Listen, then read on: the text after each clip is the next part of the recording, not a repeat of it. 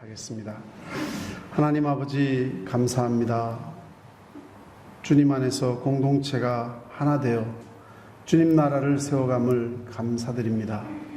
또 저희들에게 주일마다 하나님 말씀을 주셔서 우리로 하여금 다시 힘을 얻게 하시고 방향을 바라보게 하시고 우리가 주님 안에서 주의 뜻을 발견하게 하심을 감사드립니다. 오늘도 더 큰 은혜 베풀어 주시옵소서. 예수님의 이름으로 기도드립니다. 아멘. 가정의 달 5월달을 저희가 보내기 때문에 지난 가정의 달 시작하기 5월 전에 산상수훈을 말씀을 하나씩 나누고 있었습니다. 그런데 이제 가정의 달이 끝나서 다시 산상수훈의 말씀, 그 다음 해당하는 마음이 청결한 자는 복이 있나니, 오늘 이 말씀을 여러분과 함께 묵상하며 또 주의 뜻을 찾아보기를 원합니다. 마음이 청결한 자는 복이 있나니, 마음이 무엇입니까? 라고 여러분들에게 제가 여쭙는다면 마음이 마음이지, 마음이라는 걸 모르는 사람이 어디 있어? 아주 쉽게 생각을 하지만 한번 마음이 뭔가 말씀해 보십시오라고 하면은 사실 대답하는 게 쉽지가 않습니다. 마음이 뭐지? 생각, 의지, 뜻, 정신, 감각, 사고, 도대체 어떤 것이 마음이라고 딱 꼬집어서 이야기할 수 있을까? 오늘 본문에 나오는 그 원 단어도 카르디아라고 하는데, 아마 히브리인들은 그 심장의 마음이 있다고 생각했나 보죠. 헬라인들도 그렇고. 그러니까 카르디올로지라고 하면은 심장에 관한 학문 또는 심장에 관한 것을 카르디아라고 하는데, 마음이 카르디아라고 표현됩니다. 생각, 의지, 뜻, 정신, 사고, 감각 모두 다 포함되어 있는 것인데, 중요한 것은 우리 몸과 혼에서 가장 중요한 중심에 심장이 있습니다. 그래서 성경적인 사고방식으로 이 마음은 우리 삶의 중심입니다. 사실 그렇습니다. 마음이 우리의 인생을 바꿀 수 있기 때문에, 마음이 예수님을 영접하면 우리가 영원한 영생을 누리지만, 마음이 예수님을 영접하기를 거부한다면 영원한 심판 아래 놓이게 되겠죠. 그래서 클레멘 스톤이라고 하는 분은 마음이 바뀌면 행동이 바뀌고, 행동이 바뀌면 습관이 바뀌고, 습관이 바뀌면 인격이 바뀌고, 인격이 바뀌면 운명이 바뀐다라는 말을 합니다. 틀린 말이 아니죠. 우리의 마음이 어떻게 먹느냐에 따라서 우리 인생이 근본적으로 변할 수가 있습니다. 우리 옛말에 3년고개라는 말이 있습니다. 어떤 한 부자가 한 고개를 넘는데, 이 3년고개는 한 번 고개를 넘다가 넘어졌다 하면은 3년밖에 살 수 없다라는 전설이 있는 고개입니다. 이 부자가 걷다가 조심조심 걷는데 그만 돌에 걸려가지고 이 고개를 넘다가 그냥 넘어집니다. 이제 3년밖에 내가 살지 못하는구나. 걱정이 덜컥 생겼습니다. 걱정하다 보니까 몸도 마음도 쇠약해져 갑니다. 마음이 그렇게 먹여지니까 모든 일에 의욕을 잃습니다. 백약이 무효였습니다. 어떤 위로도 소용이 없었습니다. 이 소식을 들은 이웃의 어떤 똑똑한 소년이 이 부자를 찾습니다. 왜 방에서 그렇게 누워서 슬퍼만 하세요? 이래서 내가 이제는 죽게 되었기 때문에 내가 이렇게 고민하고 있다라고 이야기하니까 이 소년이 아주 근엄하게, 나는 3000년을 사는 산천갑사 동방삭입니다. 내가 이렇게 오래 사는 것은 그 3년 고개에서 1000번을 굴러 넘어졌기 때문입니다. 그러니까 한 번 넘어지면은 3년밖에 못 사니까 자꾸 넘어지면 더 오래 살 수 있는 것 아니겠습니까? 라는 말을 해줬습니다. 부자가 그렇지. 그래서 그 고개에 다시 올라가서 넘어지고 또 넘어지고 3년이 아니라 자기에게 주어진 인생을 다 살고 죽었다라는 그런 이야기죠.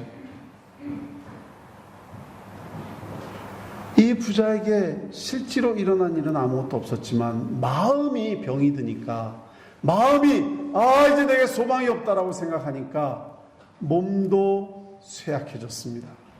인생도 의미가 없어졌습니다. 마음이 병들면 인생도 병들고 마음이 건강하면 인생도 건강한 것입니다. 제가 조금 전에 말씀드린 대로 마음이 예수님을 영접하면 영원히 살고 마음이 예수님을 거부하면 영원히 죽습니다. 그러니 마음이 얼마나 중요합니까?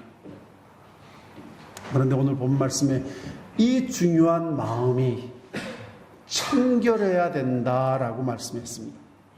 청결해야 된다. 청결하다는 말을 우리가 들을 때 머릿속에 생각나는 것이 청결하다는 것이 무엇인가? 아마 제일 먼저 생각나는 것이 불순물이 없는 것이 청결한 거 아닐까요? 맞습니다. 순수한 것은 불순물이나 찌꺼기 같은 것이 없는 상태입니다. 즉 더러운 것들을 마음속에 품지 않은 순수한 마음이 청결한 마음이죠. 그래서 이런 청결한 마음을 가진 자가 복이 있다라고 했습니다. 인간의 마음을 더럽히는 것이 무엇입니까? 여러분들의 마음을 더럽히는 것이 무엇입니까? 인간의 욕심 아닐까요? 여러 가지 종류의 욕심들, 얼마나 우리의 마음을 더럽히는지, 그리고 그 욕심으로 인해서 우리가 얼마나 무서운 파멸을 가지고 오게 되는지 우리는 현실 속에서, 우리 주변에서, 또 내 인생 속에서 많이 발견합니다. 알베르트 까미라는 분은 이런 말을 합니다. 인간의 육체와 영혼은 죽은 후에만 썩는 것이 아니라 생명이 남아있는 동안에도 절망과 욕심 때문에 썩어간다. 실존주의자의 이야기죠. 인간의 실존을 볼 때 사람이 죽으면 시체가 썩어가는 것 다 압니다. 그러나 살아서도 우리 인생이 절망 또는 욕심 때문에 우리 인생이 썩어져 간다는 것이죠. 성경에도 똑같은 경고를 하고 있습니다. 욕심이 잉태한 즉 죄를 낳고 죄가 장성한 즉 사망을 낳느니라. 우리의 마음속에 욕심이 결국 우리를 썩어져가는 죄악의 길로 인도하게 되고 그 썩어져가는 죄악의 길이 우리 인생을 죽음으로 몰아간다는 것이죠. 그래서 성경은 우리에게 마음이 청결한 자가 복이 있다라고 말씀하십니다. 매일 우리가 사는 이 세상에서 매일 공기를 마십니다. 그런데 그 공기가 정말 요즘 미세먼지 이야기를 많이 하는데 그보다 매연으로 가득 차가지고 정말 탁한 공기를 매일 여러분들이 마셔야 된다면 여러분 마음속에 아마 소원이 생길 겁니다. 맑은 공기 좀 마시고 살았으면 좋겠다.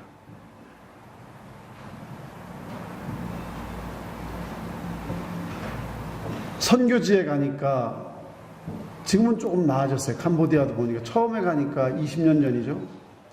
그냥 메콩강 물을 그냥 떠다가 배달해서 그거를 침전시켜서 그냥 마시더라고요. 그래서 사람 사는 평균 수명이 50살이 안 됐습니다. 지금은 어떤지 제가 다시 통계를 봐야 되겠지만 50살이 안 돼요.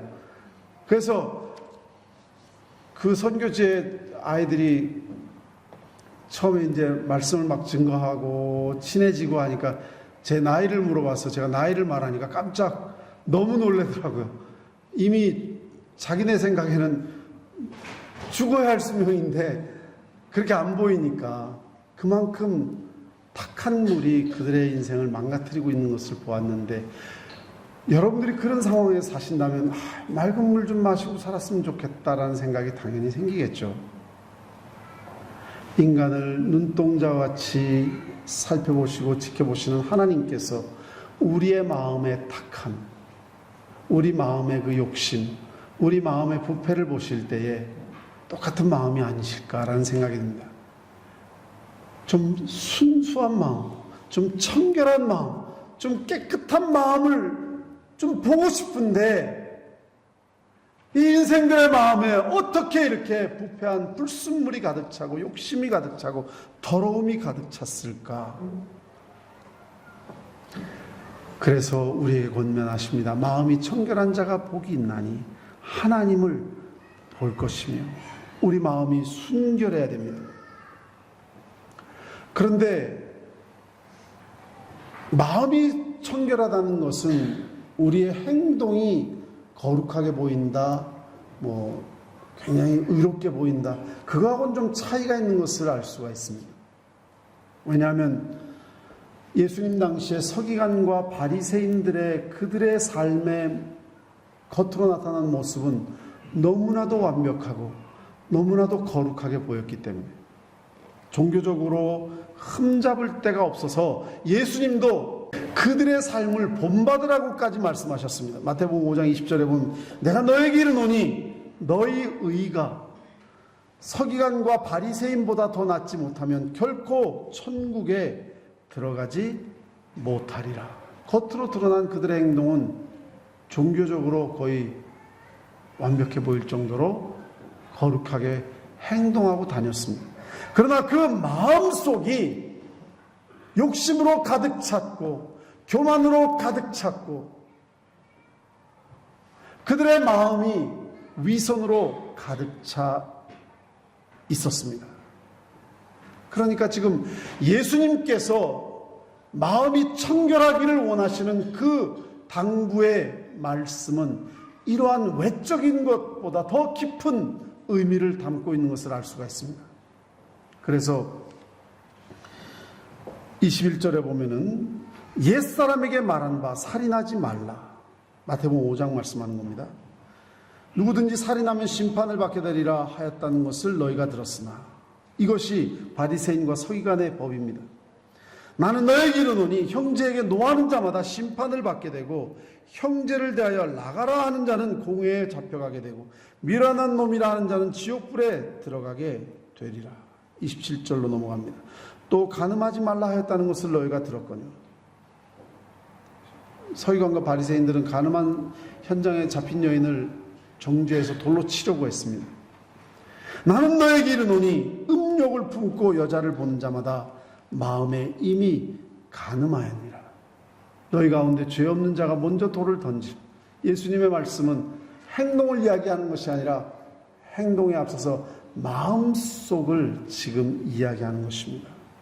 살인하는 건 분명히 죄지만 형제에게 욕하는 것도 살인죄와 같다는 것이죠. 왜냐하면 욕을 할 때는 마음속에 미움이 있기 때문에 하는 것 아닐까요? 미움을 품다가 보면은 증오가 되고 증오가 커지면 결국 살인에 이르게 되니까 결국 살인죄의 씨가 바로 미움이라는 것입니다. 그러므로 서기관과 바리새인의 의보다 나은 의는 마음에 미움을 품지 않는 것이라는 것이죠. 여자를 보고 마음에 음욕을 품으면 간음하는 것과 같다는 말씀입니다. 실제로 간음하는 행동을 하지 않았다 할지라도 마음속에 그러한 마음을 품다 보면은 결국은 똑같은 죄를 가진 것이나 마찬가지고 또한 그러한 죄를 범하게 되는 것이죠.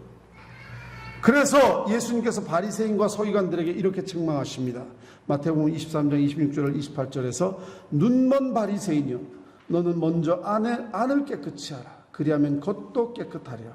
화 있을진저 외식하는 서기관들과 바리새인들이여 회칠한 무덤 같으니 겉으로는 아름답게 보이나 그 안에는 죽은 사람의 뼈와 모든 더러운 것이 가득하도다.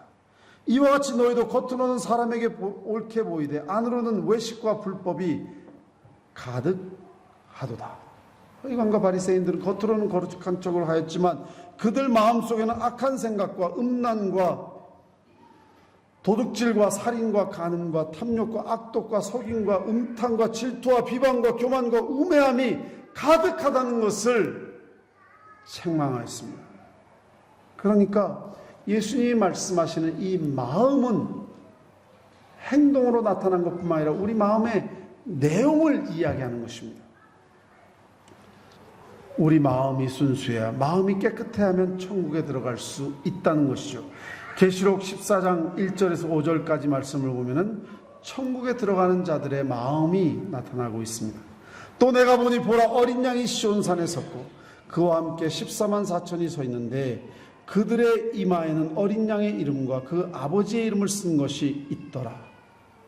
내가 하늘에서 나는 소리를 들으니 많은 물소리와도 같고 큰 우레소리와도 같은데 내가 들은 소리는 검은 고 타는 자들이 그 검은 고를 타는 것 같더라. 그들이 보좌 앞과 네 생물과 장로들 앞에서 새 노래를 부르니 땅에서 속량함을 받은 14만 4천 밖에는 능히 이 노래를 배울 자 없더라. 이 사람들은 여자와 더불어 더럽히지 아니하고 순결한 자라. 어린 양이 어디로 인도하든지 따라가는 자며 사람 가운데서 속량함을 받아 처음 익은 열매로 하나님과 어린 양에게 속한 자들이니 그 입에는 거짓말이 없고 흠이 없는 자들이더라. 여기에서 이 사람들은 여자와 더불어 더럽히지 아니했다라고 했는데 이 여자는 세상을 지금 상징하고 있습니다. 물론 도덕적인 음란죄도 포함되겠지만 세상을 상징하는 것입니다. 그래서 세상을 살면서 물질과 권력이나 명예, 여러 가지 세상적인 것에 욕심을 두고 자신의 마음을 더럽히지 않아야 된다는 것입니다. 하나님보다 이러한 것들을 더 사랑하는 자들은 우상을 섬기는 것과 같다는 것이죠. 이처럼 마음이 청결하는 것은 이러한 것들로 인해서 더럽혀지지 않는 깨끗한 마음을 말합니다. 순수한 마음, 청결한 마음. 또 마음이 청결하다는 것은 겸손한 마음을 의미합니다. 지금도 이스라엘의 베들레헴에 가면은 말구유 예배당이라는 곳이 있습니다. 그런데 문이 너무 낮아요. 그래서 이렇게 똑바로 서서 못 들어갑니다. 허리를 굽히고 들어가야 된다고 합니다. 그래서 주 예수님을 만나기 위해서는 허리를 굽히는 겸손으로 나아가지 않으면 만날 수 없다는 것을 상적으로 우리에게 보여주는 것입니다. 하나님을 만나는 자들은 마음이 겸손한 자들인데 그 마음이 겸손한 것이 마음이 청결한 것이고 마음이 청결한 사람의 마음은 겸손할 수밖에 없습니다. 도덕적으로 가장 청결하게 살았다고 하는 성 프란시스를 우리가 이야기합니다. 그런데 그분이 이런 이야기를 하죠. 예수 그리스도께 나아가는 자는 첫째도 겸손이고 둘째도 겸손이고 셋째도 겸손이다. 그러니까 그가 청결한 삶을, 청렴결백한 삶을 살 수 있었던 것은 그 마음이 첫째도 둘째도 셋째도 겸손하였기 때문에 가능했다는 것입니다. 마음의 청결과 겸손은 직접적으로 연결되어 있습니다. 성경 말씀에도 잠언서 16장 18절을 보면 교만은 패망의 선봉이요 거만한 마음은 넘어짐의 앞잡이니라. 겸손한 자와 함께하여 마음을 낮추는 것이 교만한 자와 함께 탈취물을 나누는 것보다 나으니라. 교만, 거만한 마음, 이러한 것들이 우리를 망하게 만들 뿐만 아니라 하나님을 보지 못하게 만드는 마음들이죠. 교만한 자는 결코 하나님을 보지 못합니다. 겸손한 자가 하나님을 볼 수가 있습니다. 우리가 늘 먹는 진통제 있죠. 진통제 없으면 어떻게 살까? 라는 생각을 할 때도 많이 있는데 진통제를 발견한 에딘버러 대학의 심슨 경이라는 분이 이런 말씀을 합니다. 한 학생이 강의 시간에 교수님, 생애에서 가장 교수님께서 위대한 발견이 있었다면 무엇이라고 생각합니까? 당연히 진통제라고 나올 줄 알았는데 그분이 하시는 말씀이 내게 있어 가장 위대한 발견은 내가 죄인이라는 사실, 그리고 예수 그리스도께서 나의 구주가 되셨다는 사실, 그것을 발견한 일일세. 남에게 자랑하고 의롭게 보이는 것이 아니라 내 자신이 한없이 의가 없는 죄인임을 발견한 겸손한 마음이 청결한 마음이고 모든 영광을 주님 앞에 돌리고 그분을 나의 왕이라고 고백하는 그 겸손이 바로 마음의 청결입니다. 또한 마음이 청결하다는 것은 한 마음을 가진 것을 의미합니다. 초대교회 많은 성도들, 사도들이 예수님 나 안 믿습니다 한마디만 하면은 살 수가 있었음에도 불구하고 주는 나의 왕이시오, 나의 그리스도시오, 나의 구세주입니다, 이것을 한 마음을 가지고 나아갔기 때문에 그들은 순교를 하였습니다. 그들의 마음이 청결한 마음입니다.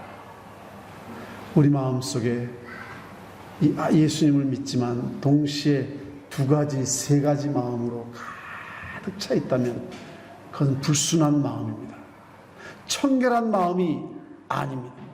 다니엘의 세 친구, 그냥 하나님 앞에 잠깐 눈을 감기만 하면, 그리고 우상을 인정하면 되는데 풀무불에 들어갈 때까지, 또 다니엘은 사자굴에 떨어질 때까지 오직 한 마음으로 주님을 섬기며 나아갔던 그 마음이야말로 청결한 마음이죠. 예수님을 따라다녔던, 그리고 중요한 직책까지 맡았던 가룟 유다의 마음은 예수님도 마음속에 있었지만 그 마음은 두 가지 마음, 세 가지 마음이 마음속에 있었기 때문에 그 마음은 깨끗한 마음이 아닙니다. 추한 마음입니다. 더러운 마음입니다. 마음과 생활이 깨끗한 사람, 두 마음을 품지 않고 한 마음으로 일편단심 하나님만을 사랑하고 섬기는 사람들, 그러한 사람들의 마음이 청결한 마음입니다. 여기 계시는 여러분들의 마음은 어떠신지요? 여러분들의 마음은 청결한 마음이십니까? 아마 하나님의 은혜가 우리 마음속에 조금이라도 있다면 그렇게 고백할 수 없을 것입니다. 하나님 앞에서 누가 깨끗하다고 할 수 있을까요?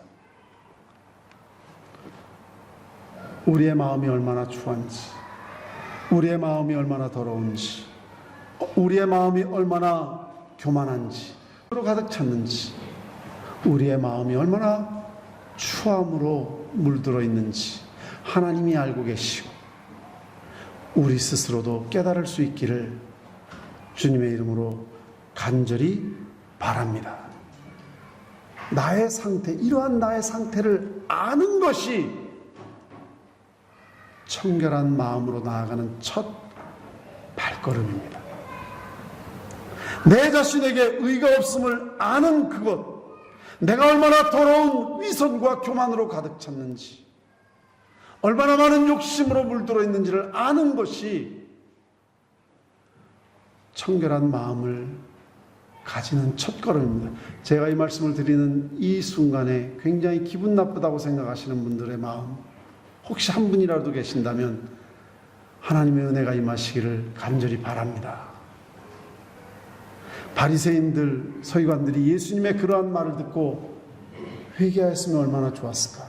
그들은 그것을 볼 수가 없었고 보지도 못했고 오히려 예수님의 그러한 말에 대해서 굉장히 기분 나빠했습니다. 사람의 행위가 자기의 보기에는 깨끗하여도 여호와는 심령을 감찰하시니라. 잠언서 16장 2절 말씀입니다. 우리가 우리의 죄악을 먼저 깨달아야 됩니다. 그런데 우리 힘으로 그게 되지 않습니다. 그래서 하나님께서 성령으로 우리의 마음을 거듭나게 하실 때에, 성령이 우리를 거듭나게 하시면 죽었던 우리의 마음이, 우리의 눈이 뜨게 됩니다. 우리의 영혼의 눈을 뜨게 되면 제일 먼저 발견하는 것이 우리 몸에 덕지덕지 붙은 죄악의 누더기들이 보이게 될 겁니다. 딱지들이 보이게 될 겁니다.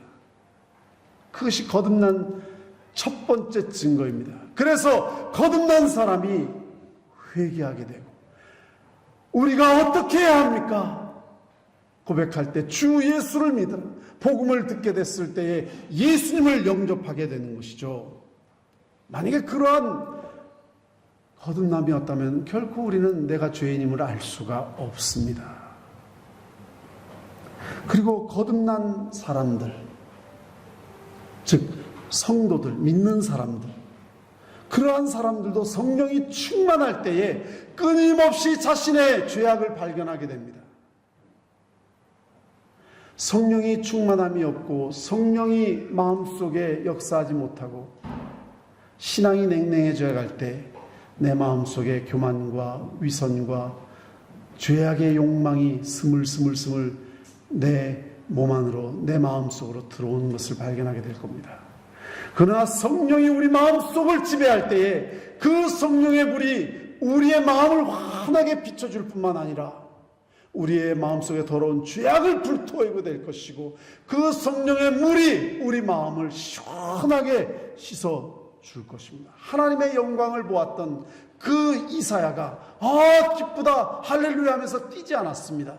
제일 먼저 하나님의 영광을 발견했던, 하나님의 거룩함의 보좌를 발견했던 이사야가 이사야서 6장 말씀에 5절에 보니까 그때 내가 말하되 화로다 나여 망하게 되었도다. 나는 입술이 부정한 사람이요 입술이 부정한 백성 중에 거주하면서 만군의 여호와이신 왕을 배웠습니다. 하나님의 영광을 보았을 때에, 하나님의 거룩한 보좌 앞에서 성령의 은혜를 받았을 때 제일 먼저 고백한 것은 내가 너무 더러운 추한 죄인입니다. 내가 어떻게 주님 앞에 설 수 있습니까? 나에게 화가 미칠 것 같습니다. 갈라디아서 5장 16절 말씀을 보니까 내가 이르노니 너희는 성령을 따라 행하라. 그리하면 육체의 욕심을 이루지 아니하리라. 우리가 마음을 그냥 그대로 방치하면 마귀는 우리의 마음을 가져갑니다. 우리의 눈을 가리웁니다. 아무것도 보지 못하게 만듭니다. 하나님도 보지 못하게 만들고 우리의 죄악도 보지 못하게 만듭니다. 마귀는 어두움입니다. 우리의 마음을 가려요. 그러나 우리의 마음의 주인은 성령님이십니다. 우리가 성령님의 인도하심을 받고 양심의 소리를 들으면 죄가 보입니다. 그리고 죄가 역사할 수 없습니다. 왜? 우리는 이 죄악을 씻기를 원하니까. 그리고 성령 말씀을 통하여 우리에게 말씀과 기도가 우리를 깨끗하게 해주신다고 했습니다. 물론 안 믿는 사람이 기도할 가능성은 거의 없죠, 그죠? 안 믿는 사람이 기도한다? 거의 없을 것 같습니다. 그러나 믿지 않는 사람이 말씀을 들을 때에 그 마음속에 성령이 역사하시고, 믿음은 들음에서 나기 때문에 성령의 은혜로 믿음이 생기고 자신이 하나님 앞에 역시 마음이 청결하지 못함을 깨닫습니다. 복음이 그 마음속에 역사하시기 때문에. 뿐만 아니라 예수를 믿는 성도들이 늘 말씀과 기도 속에 살아야 될 이유가 여기 있습니다. 하나님의 말씀은 날쌘 검과 같아서 우리의 마음의 골수를 쪼갭니다. 우리의 마음이 어디가 잘못되었는지, 어디가 더러운지, 어디가 추한지, 어디가 하나님 앞에서 멀어져 있는지 골수를 쪼갭니다. 그리고 기도 속에서 하나님의 성령이 임재하시고 역사하십니다. 그래서 디모데전서 4장 5절 말씀을 보니까 하나님의 말씀과 기도로 거룩하여 짐이라. 말씀 읽지 않고 기도하지 않는 사람들 대부분 나는 그래도 어느 정도 괜찮은 사람이지, 저도 다 이렇게 사는데 저 사람하고 비교해서 나는 그래도 낫지 않아? 착각하고 살 때가 많습니다. 자기로서 자기를 바라보면 모두 깨끗한 것 같지만 성령께서 하나님의 말씀을 조명하여 주시고 거룩한 주님의 빛이 우리 마음속에 비칠 때에 우리는 참으로 하나님 앞에 얼굴을 들 수 없는 존재임을 깨닫게 될 것입니다. 그래서 하나님의 말씀과 기도가 우리를 깨끗하게 합니다. 그러나 우리 스스로는 결코 우리를 깨끗하게 할 수가 없다는 것을 알아야 됩니다. 사실 우리 마음이 더럽고 추한 것을 종교인이라면, 적어도 어느 정도 양심이 살아있는 사람 같으면 압니다. 그렇기 때문에 많은 사람들이 뭐 수양을 통해서 또는 자선사업을 통해서 마음을 좀 어떻게 깨끗하게 해보려고 노력합니다. 타종교에서도 얼마나 노력하는지 모릅니다. 마음 수련도 하고 도도 닦고 명상도 하고 뇌호흡도 하고 아무튼 마음의 청결을 위해서 진정한 종교인이라면 엄청나게 수양을 합니다. 여러분, 무슬람들이, 이슬람 교도들이 라마단이라는 거 하는 거 알고 계시죠? 30일간 하루 종일 아무것도 먹지 않고 해가 떠 있는 시간에는 음식을 먹지 않습니다. 30일간. 그렇지만 해가 지면 음식을 먹습니다. 해가 뜨면 또 안 먹고 이렇게 30일간 하는데 낮에는 물도 안 마십니다. 대부분 더운 나라가 많은데 입에 물을 넣었다가도 뱉어냅니다. 침도 뱉습니다. 왜? 침도 뭐 먹을 걸 받다가 침이 생기면 그걸 삼키면 오늘 금식한 게 다 무효가 되기 때문에 또 다시 해야 되기 때문에 침을 뱉어냅니다. 그래서 라마단 기간 동안에 죽는 사람들도 간혹 있습니다. 철저하게 해가 떠 있을 때 금식 쫄쫄 굶으면서 철저하게 금식을 하지만 해가 떨어지면 저녁 시간부터 먹기 시작하는데 새벽까지 먹습니다. 그리고 그것을 못 지키면 그 일수를 또 나중에 채워야 됩니다. 왜 그렇게 노력하느냐? 그 금식 30일 동안 하면은 자신의 마음이 깨끗해져 가지고 어린아이 같은 마음으로 마치 우리가 컴퓨터에서 리셋 버튼 누르는 것처럼 깨끗해진다라고 믿습니다. 순수한 상태로 돌아간다. 여러분 30일 동안 그렇게 금식한다고 마음이 그렇게 깨끗해질까요? 실제로 이 라마단 기간 동안에 신경이 좀 날카로워져 가지고 사실 사고도 더 많이 납니다. 서로 싸우기도 하고요. 난폭해지는 경향이 있다고 합니다. 아무튼 명상을 하고 돌을 닦고 음식을 먹지 않고 그 사람들의 마음이 정말 청결해졌을까요? 아니요. 전혀 도움이 되지 않습니다. 왜? 우리의 마음이 더러워진 것은 우리 마음속 가장 깊은 곳에 더러운 죄악이 들어가 있기 때문입니다. 그런데 그 죄악은 결코 인간의 어떤 노력으로 씻을 수 있는 것이 아니기 때문입니다. 마가복음 7장 21절 말씀을 보니까 속에서 곧 사람의 마음에서 나오는 것은 악한 생각, 곧 음란과 도둑질과 살인과 간음과 탐욕과 악독과 속임과 음탕과 질투와 비방과 교만과 우매함이니 이 모든 악한 것이 다 속에서 나와서 사람을 더럽게 하느니라. 이것을 어떻게 수양으로 닦아낼 수 있고 이것을 어떻게 금식으로 닦아낼 수 있고 이것을 어떻게 사람의 노력으로 닦을 수가 있습니까? 성경은 우리에게 분명히 말씀하십니다. 우리의 죄를 씻기 위해서 이 땅에 인간의 몸을 입고 오셔서 우리의 죄의 속죄 제물로 하나님께서 보내주신 예수 그리스도의 피로 우리의 죄악이 씻어질 수 있는 유일한 길이라는 것입니다. 요한일서 1장 7절 말씀 보니까 그 아들 예수의 피가 우리를 모든 죄에서 깨끗하게 하실 것이요 오직 예수의 피밖에 없습니다. 나의 죄를 씻기는 누구의 피라고요? 예수의 피밖에 없네. 다시 정케 하기도 예수의 피밖에 없네. 내가 의인을 부르러 온 것이 아니라 죄인을 불러 회개시키러. 종교개혁을 일으켰던 루터를 알고 계시죠? 마귀가 그에게 나타나서 루터의 죄악을 마음속의 죄부터 행동의 죄까지 낱낱이 적어가지고 그에게 보여주었습니다. 그리고 루터를 비웃습니다. 네가 종교개혁을 한다고? 너같이 죄 많은 녀석이 무슨 종교개혁을 한다고? 너부터 잘 살아. 막 비난을 쏟아붓습니다.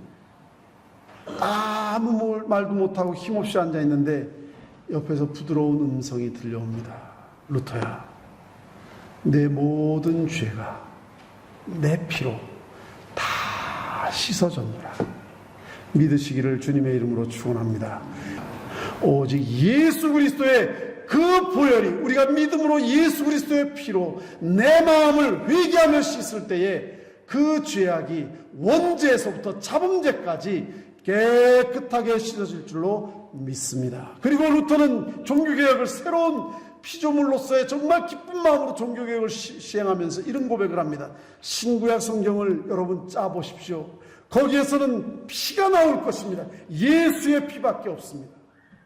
신약 구약 전부 다 예수의 피밖에 없습니다. 여러분들의 죄악, 나의 죄악, 예수의 피를 믿으십시다. 예수의 피를 믿고 깨끗하게 씻을 때 비로소 우리의 죄는 하나님 앞에서 씻어질 수가 있고 우리가 회개로 나올 때 하나님께서 우리를 용서해 주시는 것입니다.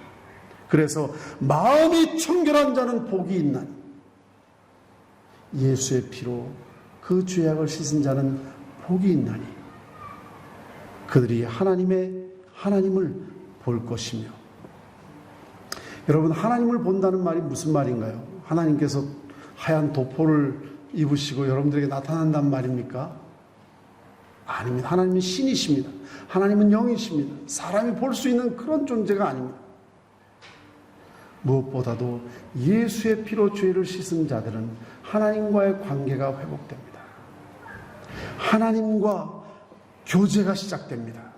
완전한 교제는 하늘나라에서 이루어지겠지만 아직까지는 완전해지진 않았지만 날마다 발을 씻어야 되는 형편이지만 온몸을 씻을 필요 없고 발을 씻어야 되는, 날마다 회개해야 되는 그런 상황이지만 그래도 하나님과의 관계가 회복되어서 하나님께 예수님의 이름으로 기도할 수 있고 이렇게 나와서 기쁨으로 예배 드릴 수 있고 하나님과 동행할 수 있고 하나님께 기도할 수 있고 우리가 지금은 거울로 보는 것 같이 희미하나 그때는 얼굴과 얼굴을 맞대어 볼 것이요 지금은 내가 부분적으로 하나 그때는 주께서 나를 하신 것 같이 내가 온전히 알리라. 하늘나라에 가면 완전한 관계가 회복되겠지만 지금 하나님과의 관계가 회복되어서 하나님과 교제하게 되는 것, 이것이 하나님을 보는 것입니다.